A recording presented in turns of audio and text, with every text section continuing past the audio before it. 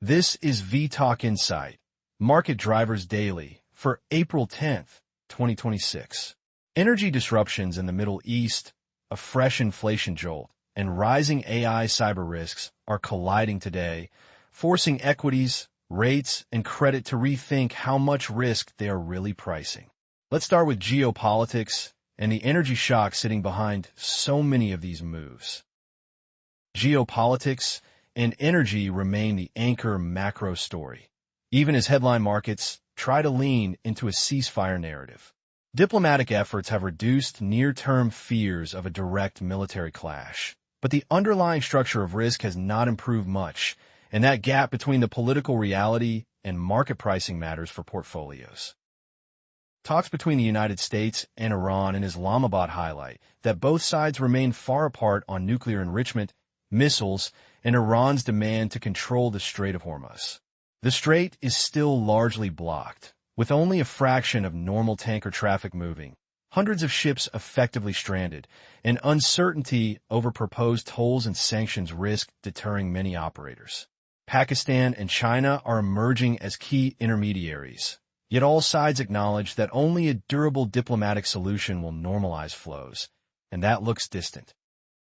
At the same time, attacks on Saudi energy infrastructure have removed meaningful capacity from the system. Saudi production has been cut by more than 500,000 barrels per day. Damage to the east-west pipeline has hit about 700,000 barrels per day of flows, and overall export capacity is down roughly 10%. Rerouting via the Red Sea has been complicated by strikes on key ports, leaving physical oil markets extremely tight, even as paper markets respond to ceasefire headlines. Oil prices reflect this tension between physical stress and optimistic expectations. New York crude is trading close to $98, and physical benchmarks like North Sea grades are at record levels. Yet futures still imply sub-$80 crude next year, and many macro forecasts assume an $80 to $85 world that economies can absorb.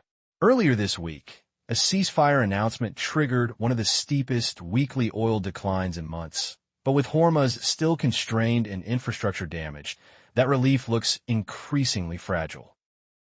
Risk assets are signaling confidence that the disruption will be temporary. U.S. equities are only about 2.2% below all-time highs. High-yield dollar bond indices sit at record levels, and European futures are positive even though those economies are more exposed to energy costs. Volatility remains cheap, credit spreads are tight, and Friday trading patterns show a hesitancy to add risk into weekends, but not a broad de-risking. The main downside scenario being underpriced is a prolonged Hormuz closure or further attacks on Gulf infrastructure that push crude toward the $150 to $160 range flagged in some stress cases. That would raise global recession risk, particularly for energy-dependent Asian and European markets, and would likely force a rethink of current bullish assumptions for the S&P 500. Against that, there is a credible counter-argument that the worst may already be behind us. Demand destruction thresholds are seen much higher. The United States is now a net energy exporter. India's power system is cushioned by domestic coal, and U.S. natural gas keeps domestic electricity prices relatively stable. Watch next for any meaningful increase in tanker throughput, fresh attacks on Saudi pipelines or ports, Hungary's election outcome, and its impact on EU cohesion, and regulatory scrutiny around trading linked to geopolitical events. In short, geopolitics is shifting from an acute shock to a debate about duration and second-round effects, and that sets the backdrop for the next big driver, the AI cycle. The AI story continues to be both a powerful growth engine and a new source of systemic risk. Chipmakers, data center operators, and infrastructure providers are seeing exceptionally strong demand, even as regulators and bank CEOs worry that the most advanced models could become tools for large-scale cyber attacks. On the growth side, semiconductor demand linked to AI remains robust. TSMC has reported revenue growth north of 30% year-on-year, with March sales up 45%, and its share price has responded positively, lifting sentiment across the global chip complex. European names tied into this ecosystem, along with semiconductor exchange-traded funds, are benefiting from the same AI infrastructure theme. Data center and compute capacity are the other visible beneficiaries. Equinix is up roughly one-third year-to-date.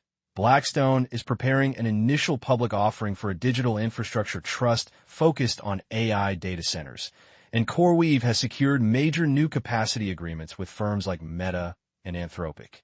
Even more telling, Anthropic has limited access to its latest model to around 40 partners due to compute constraints, underlining how scarce high-performance infrastructure has become. The long-term arms race in compute is also coming into sharper focus. OpenAI aims to reach about 30 gigawatts of compute capacity by 2030, far ahead of Anthropic projected 7 to 8 gigawatts next year, highlighting scale as a defining competitive edge. AI hardware and infrastructure stocks are outperforming, with names like Marvell Technology upgraded on expectations of very rapid growth, while capital markets are seeing strong pipelines for deals linked to data centers and digital infrastructure. These developments support the view from recent days that AI capex is becoming a multi-year, relatively non-discretionary investment cycle that helps cushion global growth. The picture is much less comfortable on the software and cybersecurity side. ServiceNow shares have fallen nearly 20% this week to multi-year lows after a downgrade and renewed concern that generative AI could disrupt its business model. And more broadly, software stocks are under pressure with further earnings estimate cuts expected. Private credit funds with heavy exposure to software are drawing regulatory attention, as investors question how durable revenues will be in segments that could be commoditized by AI. At the same time, frontier models such as Anthropic's Mythos are raising systemic questions. Mythos has reportedly identified software vulnerabilities that went undetected for decades, and U.S. Treasury and Federal Reserve officials have urgently convened major bank CEOs to discuss the risk that such tools could be weaponized against globally significant financial institutions. AI-driven code generation, which already accounts for most development work in some smaller firms, increases both productivity and the potential attack surface. Model access is therefore being tightly restricted, and developers themselves are calling for controlled releases and stronger governance. Corporate adoption is also hitting speed bumps, with cases where AI tools have inadvertently exposed thousands of connected devices, reinforcing the need for more mature security frameworks. For markets, this creates a pronounced dispersion. Semiconductors, data centers, and select hardware names are benefiting from powerful structural tailwinds, while parts of software, cybersecurity, and even financials face rising regulatory and disruption risk premia. Big tech and communications remain central to equity index performance, and upgrades for companies like Meta highlight optimism around AI monetization. Yet valuations increasingly depend on evidence of sustainable, high-margin growth rather than headline usage statistics. There's also a macro angle. In the near term, AI-related capex contributes to goods price pressures and keeps questions alive about the return on massive investment plans. Over time, though, AI-driven productivity gains are expected to be disinflationary, potentially offsetting some of the inflation volatility created by recurring supply shocks. Key watch points now are any regulatory moves on frontier AI safety, disclosures from banks and critical infrastructure firms on cyber resilience, and the tone of upcoming earnings on AI-related revenues versus spend. That longer-term disinflation story from technology sets the stage for our final topic, where the immediate data are pointing in the opposite direction, a renewed inflation spike driven by energy. Inflation has moved back to the center of the macro conversation, and the driver is clearly energy. The latest U.S. data show headline price growth re-accelerating just as oil and gasoline respond to Middle East disruptions, forcing markets to reassess the likelihood and timing of any central bank easing. March headline consumer prices rose about 0.9% month-on-month, the fastest rise in 4 years, taking year-on-year inflation to roughly 3.3% from 2.4% in February. Nearly the entire move came from a 21.2% surge in gasoline linked to the Iran conflict and supply constraints around the Strait of Hormuz. Core inflation was slightly softer than expected due to temporary factors such as a sharp drop in legal services fees, but these are projected to reverse, and core personal consumption expenditures inflation is running near 3%, a full percentage point above the Federal Reserve's target. Shelter components, including rent and owner's equivalent rent, have resumed climbing after a brief pause, adding to concerns that underlying price pressure is sticky. Looking ahead, several desks now expect headline inflation to push toward 4% in coming months as higher energy and fertilizer prices feed through, with upcoming consumer and producer price reports offering the first full read on that pass-through. Rates markets have responded quickly. Treasury yields have risen sharply compared with late February. The curve has flattened, and there is aggressive hedging in the 5 to 10-year sector as investors brace for both inflation and geopolitical risk.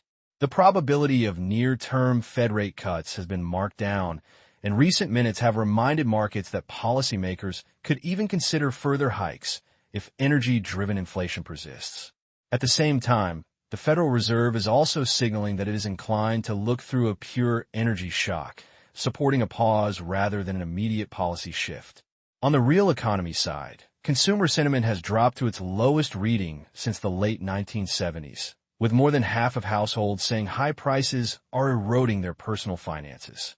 Short-term inflation expectations have jumped to around 4.8%, driven again by gasoline, and there are anecdotal signs of stress, such as rising use of high-interest pawn loans among middle-income consumers. The macro implications span growth, earnings, and asset pricing. Elevated oil around $80 to $100 is acting as a tax on consumer-facing and transportation sectors and could pressure earnings, while supporting free cash flow from major energy producers given that energy market surpluses have largely disappeared. Equity valuations, particularly in cyclical sectors, look vulnerable because many stocks are still priced for near-perfect conditions despite higher input costs, slowing growth, and the prospect of earnings downgrades. The S&P 500 is seen as exposed to downside earnings revisions if energy stays high and financial conditions remain tight, and European markets face the added challenge of greater energy dependence. That said, most scenarios do not point to an immediate hard landing. Recession risks rise meaningfully only in the event of a sustained crude price closer to $150 per barrel, or a prolonged closure of Hormuz that pushes prices into the $150 to $160 range flagged in stress tests. Current levels are seen more consistent with a slowdown without outright contraction, especially in the United States, which benefits from domestic energy production and relatively cheap natural gas for electricity. The counter-argument is that much of this inflation impulse could prove transitory if energy normalizes. Oil futures still price crude below $80 next year. Long-term inflation expectations remain relatively anchored around the mid-3% area, and higher-income U.S. consumers are seeing wage growth above 5%, with larger tax refunds providing a temporary buffer against fuel costs. Globally, AI-driven productivity gains are expected over time to counter some of the inflationary pressure from supply shocks, reinforcing the idea that inflation may be more volatile rather than structurally higher. For now, the focus is on a few near-term markers. Today's and upcoming U.S. inflation releases, including producer prices and core PCE, will show how broad the latest price pressures really are. Developments around Hormuz and Middle East supply will shape the path of energy costs, while later in the year, the lagged impact of higher fertilizer and transport prices on food inflation will come into view. Together with central bank communication and bond market positioning, these factors will determine whether the current episode remains an energy shock or evolves into a more persistent inflation regime. To sum up, Middle East tensions and damage to key oil infrastructure are keeping a structural risk premium in crude, even as equities, credit, and volatility markets price a relatively benign disruption scenario. At the same time, The AI cycle is powering strong growth in chips and data centers while raising material cyber and regulatory risks, creating sharp dispersion across technology and financial assets. And on top of that, energy-driven inflation has re-accelerated, complicating the rate cut narrative and pushing investors to rethink duration, curve positioning, and the resilience of corporate margins. How talks over the Strait of Hormuz evolve, what regulators decide on frontier AI, and the next few inflation prints are likely to be the key catalysts for cross-asset pricing from here. This video is for information only and is not investment advice. If you found this video useful, please like and subscribe to vTalkInsight.